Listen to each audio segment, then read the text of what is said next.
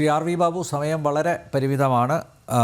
പാകിസ്ഥാൻ പൗരത്വമുള്ളവരെയൊക്കെ നാട് കടത്താനാണ് ആഭ്യന്തരമന്ത്രി അമിത്ഷാ മുഖ്യമന്ത്രിമാരോട് ആവശ്യപ്പെട്ടിരിക്കുന്നത്. നമ്മുടെ നാട്ടിൽ ഉണ്ടാവുമോ പാകിസ്ഥാൻ പൗരത്വമുള്ളവർ? പാകിസ്ഥാൻ പൗരത്വമുള്ള ആളുകൾ 102 പേര് കേരളത്തിലുണ്ട് എന്നാണ് ഇപ്പോൾ പുറത്തു വന്നിരിക്കുന്ന വിവരം. അതിൽ 70ഓളം പേര് കണ്ണൂർ ജില്ലയിൽ മാത്രം ഉണ്ട് എന്നാണ്. അപ്പോൾ അതൊക്കെ കേരള സർക്കാർ കണ്ടുപിടിച്ച് പുറത്താക്കേണ്ടി വരും. ഇപ്പോൾ പിണറായി വിജയൻ CAA ഞങ്ങൾ നടപ്പാക്കില്ല എന്നൊക്കെ പറഞ്ഞ് വീരവാദം മുഴക്കുന്നുണ്ടെങ്കിലും ഇത്തരം കാര്യങ്ങളിലേക്ക് വരുമ്പോൾ ഇത്തരം ആളുകൾക്കൊന്നും ഇവിടെ നിലനിൽക്കാൻ പറ്റില്ല എന്നുള്ളത് വേറൊരു കാര്യം. ഇവിടെ ഞാൻ 1-2 കാര്യങ്ങൾ സേനാപതി വേണു പറഞ്ഞതിനോട് ഒന്ന് പ്രതികരിക്കേണ്ടതുണ്ട്. സേനാപതി വേണു പറയുകയുണ്ടായി, മതത്തിൻ്റെ അടിസ്ഥാനത്തിലല്ല ഇതിനെ കാണേണ്ടത് എന്ന്. മതത്തിൻ്റെ അടിസ്ഥാനത്തിൽ മതം നോക്കി കൊലപ്പെടുത്തുന്ന ആ ഭീകരതയെ മതഭീകരത എന്നല്ലാതെ മറ്റെന്ത് പേരിട്ടാണ് വിളിക്കുക? അപ്പോൾ യുക്തിയുടെ അടിസ്ഥാനത്തിൽ നമുക്ക് ചിന്തിച്ചാൽ ഇത് ആർക്കും മനസ്സിലാവുന്ന കാര്യമാണ്. എത്ര വെള്ള പൂശിയെടുക്കാൻ ശ്രമിച്ചാലും അതിനെ നമുക്ക് അതല്ലെന്ന് പറയാൻ പറ്റില്ല. മതമാണ് അതിൻ്റെ അടിസ്ഥാന കാരണം. മതം ഇവിടെ ഞാൻ ചോദിക്കട്ടെ, രാമചന്ദ്രൻ ഒരു മുസ്ലിം ആയിരുന്നു എന്നുണ്ടെങ്കിൽ രാമചന്ദ്രൻ ഇന്ന് ജീവിച്ചിരിക്കുമായിരുന്നില്ലേ? രാമചന്ദ്രൻ ഹിന്ദു ആയതുകൊണ്ടല്ലേ കൊല്ലപ്പെട്ടത്. അപ്പം അതിൻ്റെ പിന്നിൽ മതമല്ലേ അതിൻ്റെ താല്പര്യം. ആ മതം താല്പര്യത്തോട് കൂടിയിട്ട് രാമചന്ദ്രനെ കൊല്ലുന്നത് ആവുമ്പോൾ അതിനെ മതഭീകരത എന്നല്ലാതെ മറ്റെന്ത് പേരിലാണ്, നിങ്ങൾ എന്ത് പേര് പറഞ്ഞിട്ടാണ് വിളിക്കാൻ ശ്രമിക്കുന്നത്? നമ്മളാരും പറഞ്ഞിട്ടില്ല എല്ലാ മുസ്ലിങ്ങളും ഭീകരവാദികളാണെന്ന് ആരെങ്കിലും പറഞ്ഞിട്ടുണ്ടോ? ഇപ്പോൾ ഇവിടെ കാശ്മീരിൽ തന്നെ ആദിൽ ഷാ എന്ന് പറഞ്ഞ ഒരു ചെറുപ്പക്കാരൻ കൊല്ലപ്പെട്ടു. ആദിൽ ഷാ എന്തിനു പേരിലാണ് കൊല്ലപ്പെട്ടത്? 26 പേരിൽ ഒരാൾ മുസ്ലിമാണ്. എന്തിൻ്റെ പേരിലാണ് കൊല്ലപ്പെട്ടത്? അവിടെ തീവ്രവാദികൾക്കെതിരായിട്ട് അയാൾ പ്രതിരോധിച്ചപ്പോഴാണ്. അങ്ങനെയുള്ള മുസ്ലിങ്ങളുണ്ടെന്ന്. ഇപ്പം ഇന്നലെ പട്ടാളത്തിൻ്റെ ആക്ഷനിൽ ഒരു മുസ്ലിം പട്ടാളക്കാരനാണ്, നമ്മുടെ ഭാരതത്തിലെ ഒരു മുസ്ലിം പട്ടാളക്കാരൻ മുസ്ലിമായിട്ടുള്ള ആളാണ് കൊല്ലപ്പെട്ടത്. ദേശീയവാദികളായിട്ടുള്ള ദേശാഭിമാനികളായിട്ടുള്ള ഒട്ടനവധി മുസ്ലിങ്ങളുണ്ട്. ഇന്ന് വെള്ളിയാഴ്ച കുത്തുബ പ്രസംഗം കഴിഞ്ഞ് ഹൈദരാബാദിലെ മുസ്ലിങ്ങൾ തെരുവിലിറങ്ങിയിട്ട് പാകിസ്ഥാൻ മുർദാബാദ് എന്ന് വിളിച്ചുകൊണ്ട് പ്രകടനം നടത്തുന്നത് കണ്ടു. മുസ്ലിങ്ങളിൽ ദേശീയവാദികളായിട്ടുള്ള മുസ്ലിങ്ങളുണ്ടെന്ന് ആരാണ് ഇല്ലെന്ന് പറഞ്ഞത്? പക്ഷേ ഭീകരവാദികളായിട്ടുള്ള മുസ്ലിങ്ങളെ നിങ്ങളെന്ത് ന്യായീകരിക്കുന്നു? നിങ്ങളെന്തിനാ അവർക്ക് വേണ്ടി നിലകൊള്ളുന്നു? അവരെ ഇസ്ലാമിക ഭീകരവാദികൾ എന്നുകൊണ്ട് നിങ്ങൾക്ക് പറയാൻ മടിക്കുന്നു. ഇത് മുസ്ലിം സമുദായത്തിന് മൊത്തം അപകടം വരുത്തുന്ന ഈ ഇസ്ലാമിക ഭീകരതയെ നിങ്ങൾ എന്തുകൊണ്ട് തള്ളിപ്പറയാതിരിക്കുന്നു? അവിടെയാണ് ഞങ്ങളുടെ ചോദ്യം. ഇവിടെ ഇസ്ലാമിക ഭീകരവാദം എന്നുള്ളത് ഒരു യാഥാർത്ഥ്യമാണ് എന്ന് തിരിച്ചറിയാതെ അതിനെ മൂടി വയ്ക്കാൻ ശ്രമിച്ചിട്ട് യാതൊരു പ്രയോജനവും. അത് നിങ്ങളെയും കൊണ്ടേ പോകൂ.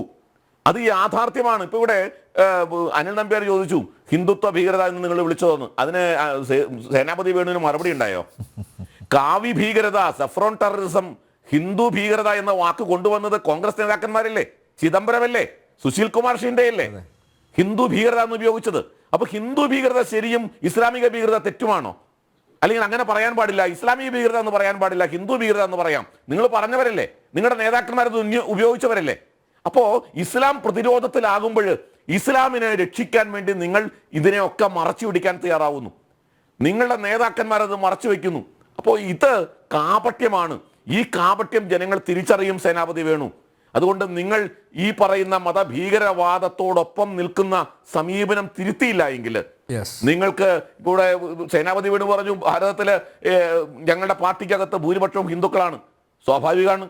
80% ഹിന്ദുക്കളുള്ള നാട്ടിൽ എല്ലാ രാഷ്ട്രീയ പ്രസ്ഥാനത്തിലും ഭൂരിപക്ഷം ഹിന്ദുക്കളായിരിക്കും, മുസ്ലിം ലീഗിൽ ഒഴിച്ച്.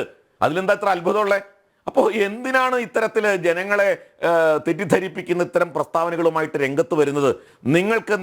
ഞാൻ ചോദിക്കുന്നത്, സേനാപതി വേണു, നിങ്ങളുടെ കോൺഗ്രസോ അതല്ലെങ്കിൽ മുസ്ലിം ലീഗോ ഇപ്പോൾ ഈ കാശ്മീരിലുണ്ടായ ഭീകരവാദത്തിനെതിരായിട്ട് ഇപ്പോൾ പാലസ്തീൻ ഐക്യദാർഢ്യ സമ്മേളനം നടത്തി മുസ്ലിം ലീഗ്. എത്ര വട്ടം നടത്തി? 3-4 വട്ടം.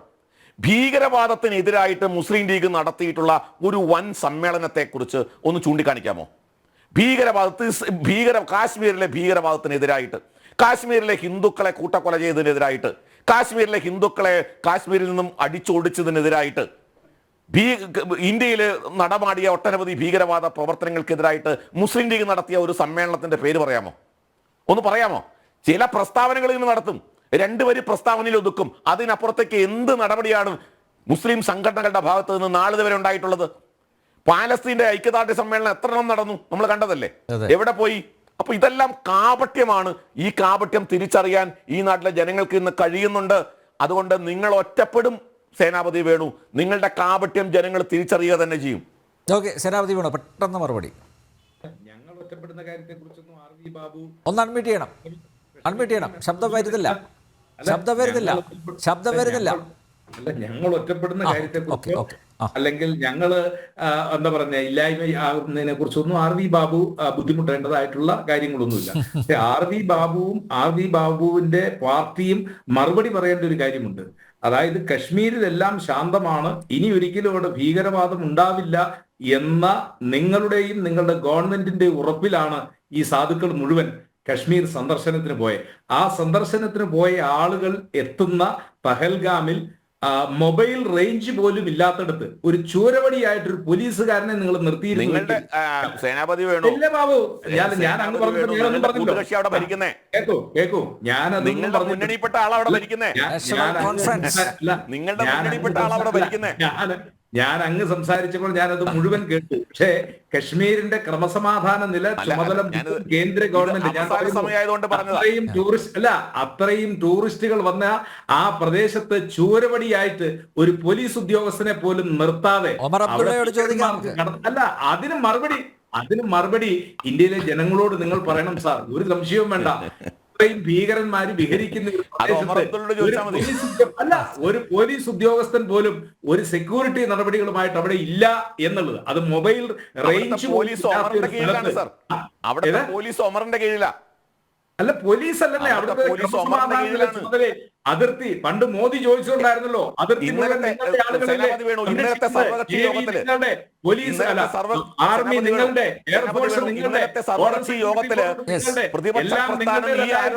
എന്തുകൊണ്ട് ഈ അമിത്ഷാ എന്താ പറഞ്ഞറിയാമോ? സേനാപതി അങ്ങയുടെ ചോദ്യത്തിന് മറുപടിയാണ്. അമിത്ഷാ എന്താ പറഞ്ഞറിയാമോ? സേനാപതി അങ്ങയുടെ അങ്ങൊന്ന് കേൾക്കൂ. ടൂറിസ്റ്റുകൾ കടന്നു വരുന്ന പ്രദേശത്ത് അവിടുത്തെ ഇല്ലെങ്കിൽ അവരോട് വഴി പറഞ്ഞു കൊടുക്കാൻ വരും ഏതെങ്കിലും ഒരു പോലീസ് ചുമതലക്കാരനായിട്ട് അവിടെ ഉണ്ടായിരുന്നില്ല എന്ന ആ സുരക്ഷാ വീഴ്ച കൂടി ചെയ്യേണ്ടതായിട്ടുണ്ട്. അതുകൊണ്ട് അങ്ങ് ഈ കാര്യത്തിൽ അസ്വസ്ഥനായതുകൊണ്ട് കാര്യമില്ല.